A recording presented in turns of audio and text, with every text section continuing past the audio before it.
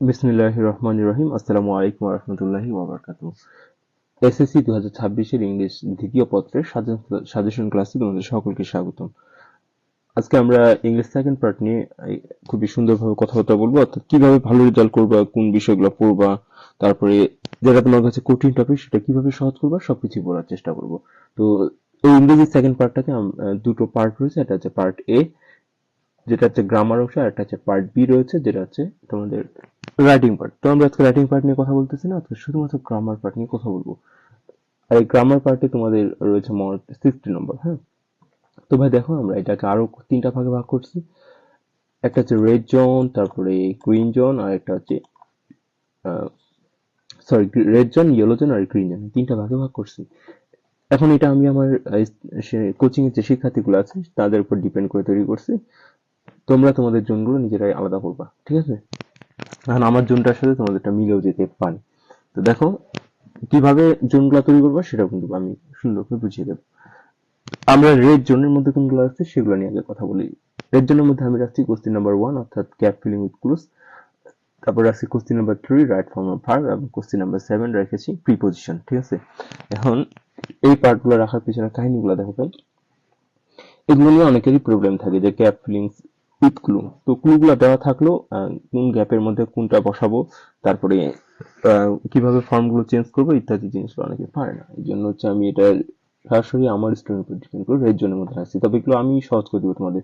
এই যে দেখতে পাচ্ছ 9টা কোশ্চেন, 9টা কোশ্চেনের জন্য আমি 9টা ক্লাস আপলোড করবো, যেগুলো সুন্দর করে দেখলে তোমরা আশা করি এগুলোতে ভালো একটা নম্বর পেয়ে যাবা। ঠিক আছে, তারপর কোশ্চেন নাম্বার 3 দেখো, রাইট ফর্ম অফ ভার্বস। অনেক স্টুডেন্টের এই টপিক নিয়ে সমস্যা, তো এটার খুব সহজ একটা ক্লাস আমরা তৈরি করছি, খুব শীঘ্র আপলোড করা হবে। এরপর কোশ্চেন নাম্বার 7, প্রিপোজিশন। প্রিপোজিশন যদিও আমারই কোনো একটা টপিক না, তারপর অনেকের কিন্তু সমস্যা থাকে অ্যাপ্রোপ্রিয়েট প্রিপোজিশন গুলোর কারণে। আমরা 150টা অ্যাপ্রোপ্রিয়েট প্রিপোজিশনের একটা সাজেশন দিব, এই কয়েকটা পড়লে ইনশাল্লাহ পরীক্ষায় কমন পেয়ে যাবে। এরপর ইউলো জনের মধ্যে আমরা রাখছি সাবস্টিটিউশন টেবিল, তারপরে হচ্ছে তোমার changing sentence and suffix and prefix. তো চেঞ্জিং সেন্টেন্সটা ইয়েলো জোনে রাখার একটা কারণ হচ্ছে এটা গ্রিন জোনে যাইতে অবশ্য। মূলত ওই যে তোমাদের যে সিম্পল, কমপ্লেক্স এন্ড কম্পাউন্ড টপিকটা আছে এটার জন্য জাস্ট। ঠিক আছে, ওখানে অনেকেরই সমস্যা থাকে। আর সাফিক্স প্রিফিক্স এগুলো একবার পড়লে আমাদের সবারই মেইন টার্গেট থাকবে যে সকল রেড জোন গুলোকে প্রথমে ইয়েলো জোনে কনভার্ট করা, এরপর ইয়েলো জোন গুলোকে আমরা গ্রিন জোনে কনভার্ট করে ফেলবো। ঠিক আছে, তাহলে কিন্তু আমাদের জন্য ইজি হয়ে যাবে। এরপরে গ্রিন জোনের মধ্যে আমরা রাখছি যে ট্যাগ কোশ্চেন। দেখতে পাচ্ছ ট্যাগ কোশ্চেন, তো আমার একটা মাত্র 2 পৃষ্ঠার একটা পিডিএফ আছে। আহ, যাদের হাতে লেখা ছোট তারা যে নোট করে 1 পেজের মধ্যে কমপ্লিট হবে। এই 1 পেজের নোটটা পড়লেই 100% তুমি ট্যাগ কোশ্চেনে 5-এ 5 কনফার্ম করে ফেলতে পারবে ইনশাল্লাহ। ঠিক আছে, এরপর দেখো, আমরা হচ্ছে কানেক্টর এন্ড লিঙ্কিং ওয়ার্ডস, এটার ক্লাস করলেই জাস্ট হয়ে যায়। আর punctuation and capitalization. Punctuation and ক্যাপিটালাইজেশনের যে নিয়মগুলো নাও জানো, তোমার জন্য সবচেয়ে ইজি ব্যাপার হবে। তুমি যদি যে কোনো 10টা বোর্ডের কোশ্চেন সলভ করো, তাতেই তোমার কিন্তু ভালো একটা আইডিয়া চলে আসবে ইনশাল্লাহ। 5-এর মধ্যে অ্যাটলিস্ট 4 উদ্ধার করে ফেলতে পারবা। ঠিক আছে, এই হচ্ছে কথা। তার মানে punctuation, capitalisation, connector, tag question, এই তিনটা কিন্তু আসলে আমরা গ্রিন জোনের মধ্যে রাখতে পারি। এখন এই গ্রিন জোনের মধ্যে তোমাদের সাফিক্স প্রিফিক্স কারো আসতে পারে।